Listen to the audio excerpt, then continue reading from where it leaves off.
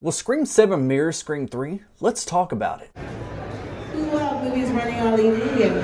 Hello, sinners. It is I, Father Evil, and I invite you to Destination Station on YouTube. Bagels can go to Destination Station. This buddy is the bomb. Love it. Yep. Fucking A. Yep. I had to say that for a reason. Freddie, take that, motherfucker. All right. Okay. Fuck you. Yeah. Jamie Kennedy. Subscribe to my man, Destination Station right now if you want the best content.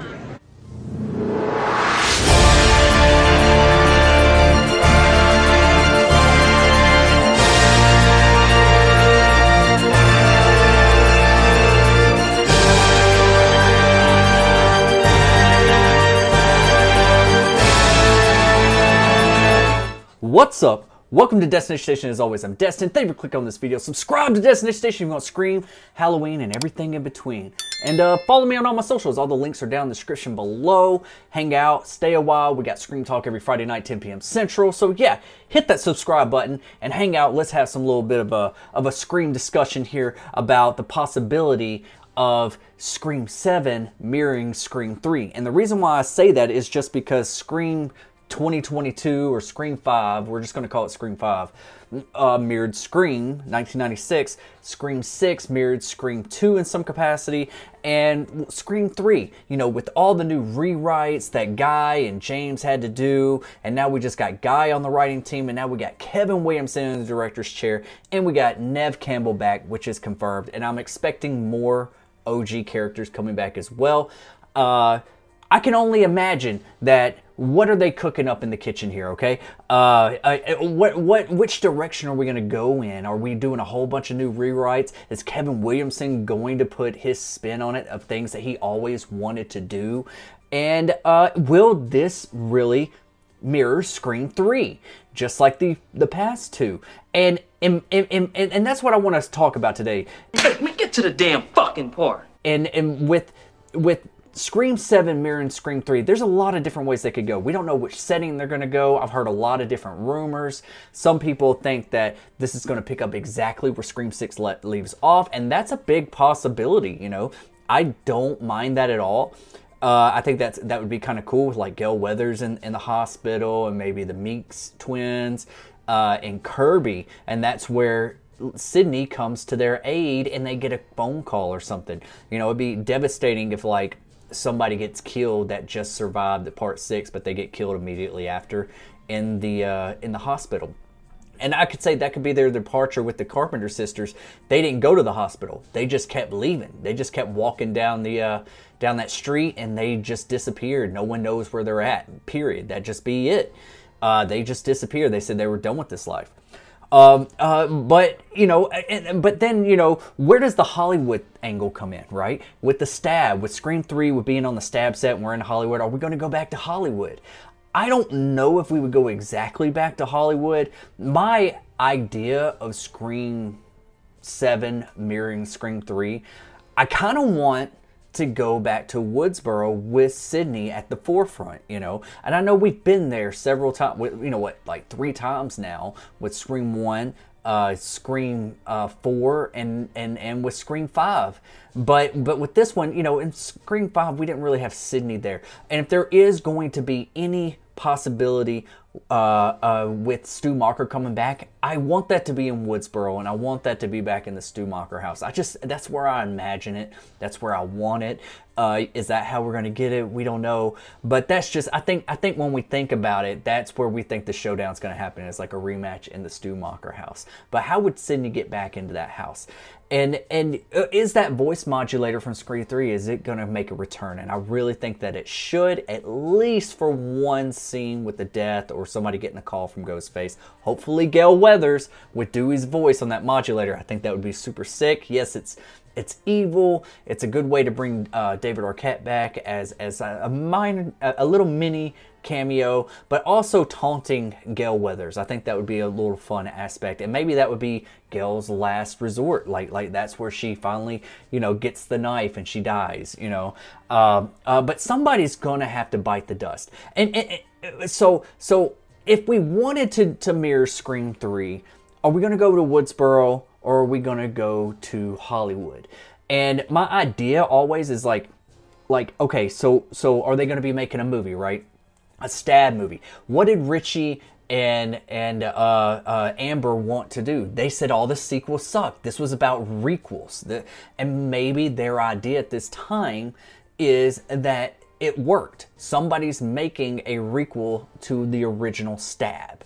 And not only are they making a requel to the original stab, but they're actually going to film the movie in Woodsboro at familiar locations of those crime scenes, like Casey Becker's house, Principal Henry's house, Stu Macher's house. That's how we can get Sydney back into Stu Macher's house. Like they're actually, and it's big controversy within the town, and they're bringing Hollywood to Woodsboro. Now we got the best of both worlds right here. And that could be like, what would bring Sydney back to Woodsboro though, you know, like obviously a death or something like that, or maybe, you know, in this world, her dad's not dead, you know, like I know that was like a deleted scene and everything, but it's not canon now. So you could bring back Neil Prescott, which I think is a big plus. But is that how we get Sydney back? Is because maybe Neil Prescott gets killed, or I got a video coming out about the possibility of getting the Meeks twins and our OG characters back to Woodsboro. Is if Martha Meeks was the opening kill. You know, I think that would be super interesting. I think that's a good possibility that could happen. I really thought Martha Meeks was going to be a victim in Scream 5. But we didn't get that. But it still doesn't mean it's not going to happen. And if they could get everybody down there for a funeral or to her aid or whatever, and then they're stuck back in Woodsboro and they're realizing, oh, they're making a new stab movie here in our town. And we see familiar locations. That's one thing that I didn't like about Scream 4 and Scream 5. Is that we didn't see familiar locations. The schools never really felt the same in Scream 4. I don't know what it was. I didn't ever feel like I was in Woodsboro, you know. I needed some familiar shots or some familiar locations. And yeah, we got the Stu Macher house in 2022 for Scream 5. But still, there was something there that just still, you know, it was a set. It wasn't the actual house they used in Scream 96. So it didn't still wasn't enough to feel like you're in Woodsboro. We didn't see Sydney's house. We didn't see the police station. We didn't see Principal Henry's office, you know. We didn't see Casey Becker's house. I think that's another cool place to really explore, is like, what if they're like filming a death scene in Casey Becker's house, mirroring those, you know, the way it happened, and they're making a requel to Stab. And I think that would be something really fun. You know, I could be completely off here. They could go back to Hollywood, you know. Or another thing, like what Gail Weathers said in Scream 6, where she said, you know, nobody's making the movies. It's all about crime scene documentaries, you know. And that's how it is on a lot of different streaming services. What if it was a documentary crew that goes to the town of Woodsboro to investigate and you know, make a documentary on the Woodsboro murders, you know, and everything that's going on. And then these are our new cast members that we're following. You know, think about like you know, I know they were making like a porno or whatever in X, but like something like that. Like they're all piling up and they're coming here and they're going to make this documentary, and they, little do they know, somebody is Ghostface and there's something going on and all that kind of stuff. So they could do that, but something to get the OG characters back to Woodsboro. It's going to have to be a significant death. You know, they're not just going to show up because some randos are getting killed in Woodsboro. That's like a given right at this time. So yeah, it's gonna have to be somebody close. It's gonna have to have that punch. It's gonna have to break our hearts, because Scream 6 didn't break our hearts like I thought it was going to, like Scream 5 did, and how others have. So yeah, I'm wondering who is gonna be that death. And think about it, if they do mirror Scream 3, that opening kill of Scream 3 with Cotton Weary, where he was the hero in Scream 2 and you just got to like him, and then they broke our hearts with his death right at the beginning. Maybe they can mirror that image, you know, someone stuck in traffic and trying to rush home to get somebody. You know, that was kind of like what happened with Judy Hicks and her son, Wes, is that whole rushing home and trying to get there because, you know, the killer's outside the shower and stuff. They kind of mirrored that there. So I don't think they would take that same approach because it'd be too familiar. But but the opening kill could definitely be somebody. It could be Gale Weathers, you know. I always thought it was a missed opportunity in Scream 6. Like I wanted Ghostface to throw her off of the balcony. And like Sam and Tara are like pulling up to her rescue right outside the doors, and she just splats right there in front of her, and everybody's got their iPhones and everything, and they're just filming, and they're just like, oh, that's the news lady, blah, blah, blah, blah. You know, like she goes out with a bang. We didn't get that, but it doesn't mean that we won't get her as an opening kill for Scream 7. You know, we could be back in the hospital picking up exactly where we left off, and she's laying there in her bed, and it's late at night, and you hear the monitors like beeping, not a lot of staff around, it's kind of isolated, kind of like Tara's situation in Scream 5, you know, and she gets killed right there in the opening kill. But I would like to see that modulator come back, you know, just like at the beginning of Scream 3 when Ghostface goes to stab Cotton Weary for the last time. It was a fun game, Cotton.